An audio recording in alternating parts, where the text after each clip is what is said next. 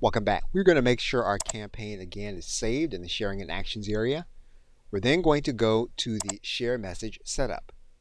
So what we're now going to do is set up how the message is going to appear when it's shared by the individual trying to attain the points that you have set up in your contest. Now the first network that you're going to set up is going to be Facebook and Facebook related networks. And so what you're going to do here is you're going to upload an image which is recommended to be 600 by 314. Now if you don't have an image that you can use, you can design one using Canva. Once you have your image inside of Canva or from your personal computer, you can publish and download the image. And you'll see what your image will look like when your customer shares the image.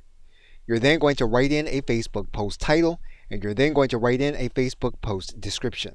Once you have your message for Facebook and Facebook related social networks, you can then save it. You're then going to move on to Twitter. And this time it's recommended that you use an image that's going to be 124 by 512. We're going to use Canva in order to design a quick image. We're then going to publish that image inside of our upviral account. The image will then be as it will appear on Twitter. We're then going to write in our username and a standard tweet.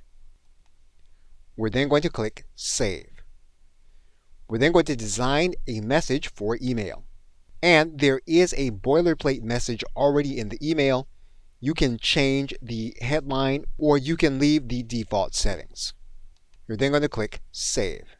So what you now have are automatic messages so that when an individual clicks the share button, the content will then be shared using the image and the message that you have set up.